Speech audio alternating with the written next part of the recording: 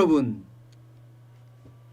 코스피 그러니까 유가증권 시장은요 지금 연일 사상 최고치 하고 있습니다.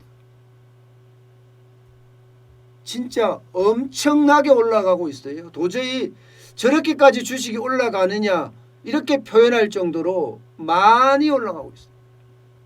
지난 3월 19일에 1457이었는데 12월 9일에 2755.47입니다. 거의 80-90% 올라갔습니다. 80% 올라갔습니다. 이렇게 막 엄청나게 사상 최고치로 올라가는데 사람들이 광분해. 야, 이거 주식시장 난리 났구나. 그러니까 주린이라고 이야기하죠. 주식의 어린이.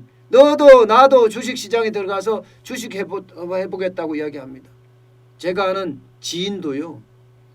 제가 알기는 그분은 주식을 모릅니다. 근데 갑자기 ETF를 하시겠대요. ETF. 저는 ETF가 얼마나 어려운지 잘 모르고 있거든요. 상장지수 펀드라는 건데요. 야, 글쎄요. ETF라는 게 이게 쉬운 일이 아니거든요. 그런데도 불구하고 어쨌든 주식을 하겠다는 거예요. 그분은 주식을 전혀 모릅니다. 그만큼 주식은 너도 나도 해야 된다는 뭐 그런 이야기까지 나돌 정도로, 아니 요즘 같은 때 주식 안 하면 언제 주식하냐 뭐 이렇게까지 이야기할 정도예요. 그러니 주식이 얼마나 올라가고 있다는 겁니까? 그도 그럴 것이 시중에 유동성이 넘치니까, 부동산을 투자하는 자체를 엄청 조이니까, 새로운 투자처를 안 마련해 주니까 모든 사람들이 주식시장 하고 들어가는데 언젠가는 여기도 눈물바다가 터집니다. 눈물바다가. 저는 충분히 그러고도 남을 거라고 생각을 해요. 왜냐고요? 여러분, 이게요 코스피 유가증권 시장에서 유가증권이 이렇게 사상 최고치를 기록하고 있는데 그 이면에는요 바로 몇몇 기업들이 굉장히 잘 나간다는 겁니다. 그 하위 기업들은 굉장히 어렵다는 거예요. 굉장히 어렵다는 거예요. 그래서 잘 나가는 기업과 못 나가는 기업이 완전히 확연하게 이렇게 차이가 나고요. 못 나가는 기업은 지금 상폐 위기에 몰리고 있다는 뜻입니다. 근데 이 못 나가는 기업이 훨씬 많다는 이야기예요. 훨씬 많다는 이야기. 여러분, 코스피 보세요. 매출액 상위 50대 기업이 순이익 비중 보세요.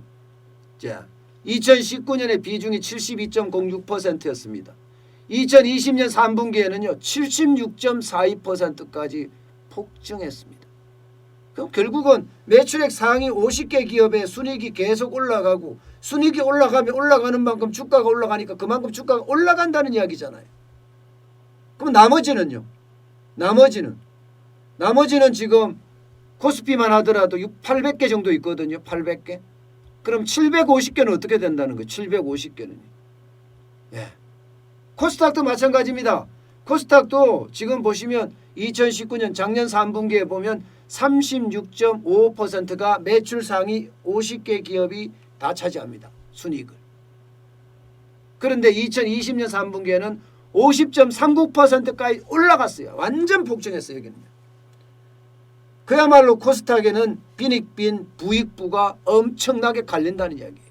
엄청나게 갈린다.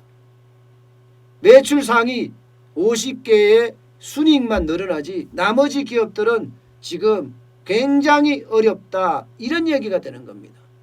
굉장히 어렵다.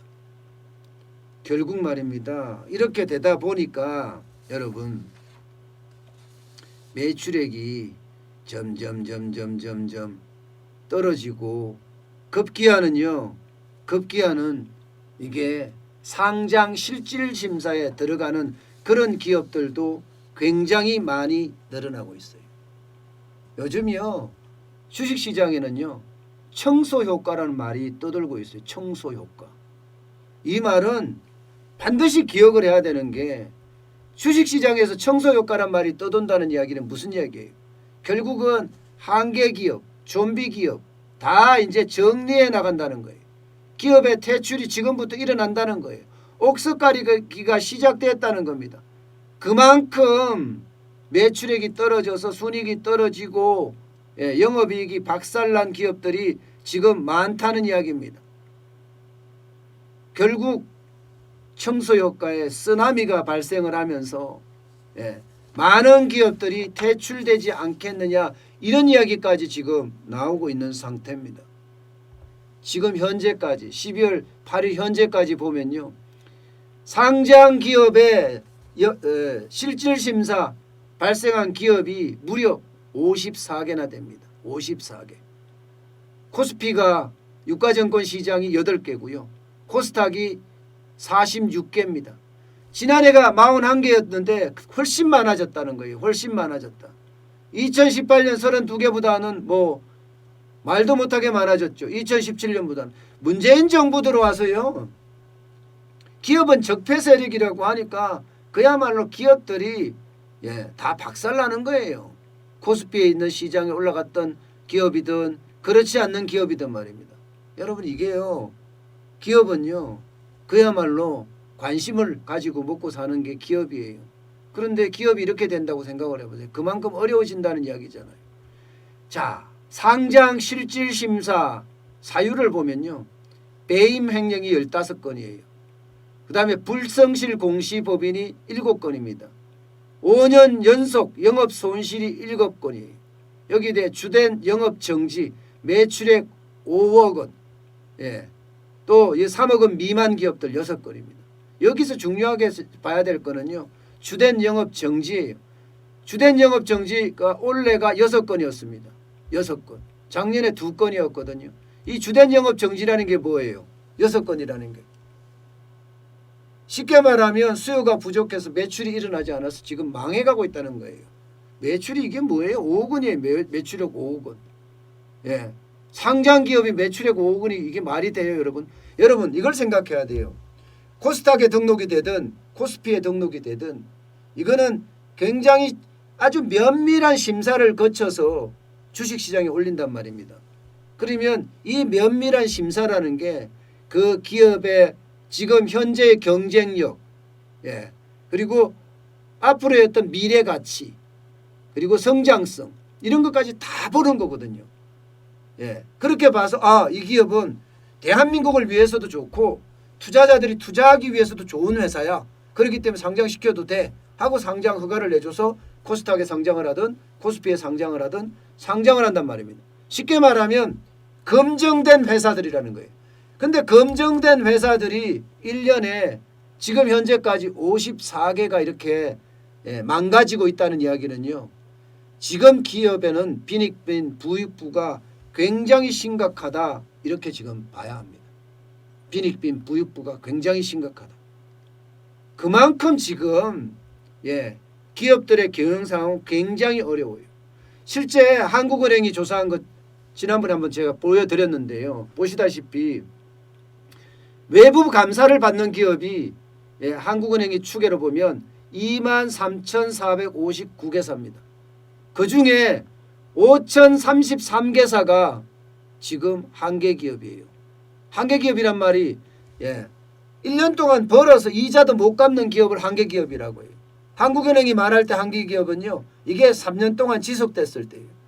벌어서 이자도 못 갚는 게 3년 동안 지속됐을 때는 한계기업이라고 하는데 한계기업이 지금 5개 중에 하나 21.4%까지 올라갔을 정도로 지금 박살이 났다는 이야기입니다.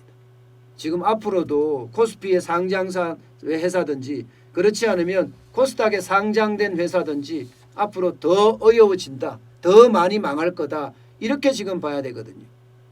사실 경제 위기가 오면요. 양극화는 필연적이에요. 잘 나가는 기업은 굉장히 잘 나가고 못 나가는 기업은 굉장히 못 나가는 건 사실이에요.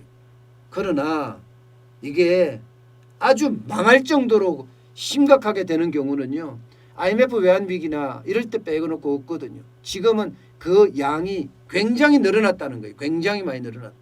기업의 부담이 많으니까 많이 늘어날 수밖에 없습니다. 결국은 청소 효과라고 이야기하나요? 청소가 시작되겠죠. 한계 기업이 쓰나미처럼 쓸려 나가는 그런 사태를 맞을 겁니다. 이렇게 되면 기업을 하는 근로자도 마찬가지, 기업을 하는 사업주도 마찬가지고 거기에 근무하는 근로자도 마찬가지고 모두가 눈물바다가 될 수밖에 없는 그런 상황입니다. 이게 올해 시작해서 내년 아마 계속되면서 그 한계 기업의 어떤 정리 속도는 그만큼 빨라질 거고요. 그렇게 되면 기업에 쉽게 말하면 빈익빈 부익부 현상이 굉장히 심화되고 양극화는 더 커질 것으로 그렇게 판단이 됩니다. 네, 이것도 어떻게 생각하면 착시잖아요, 그죠? 주식시장의 착시가 이거예요. 매출액 좋은 상위 50개 기업은 잘 나가는데 나머지 수백 개 기업들은 지금 어려워하고 있다. 이런 얘기가 안 되겠습니까? 그만큼 잘 나가는 기업은 잘 나가고 못 나가는 그 기업은 못 나가고 그러면 정책을 펼 때는 다수가 있는 쪽에 정책을 펴야 되거든요. 근데 지금 다수가 있는 쪽에 정책을 안 펴요. 아니 기업에 대한 아예 정책 자체가 없다? 뭐 이렇게까지 이야기할 정도라고 저는 요즘 들어서 생각을 합니다.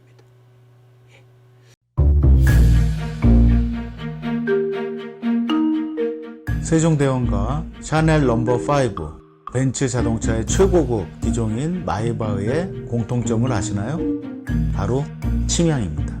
침향이란 동남아시아에서 자생하는 침향나무가 상처를 입었을 때 스스로를 보호하기 위해서 분비시키는 침향나무의 진액입니다.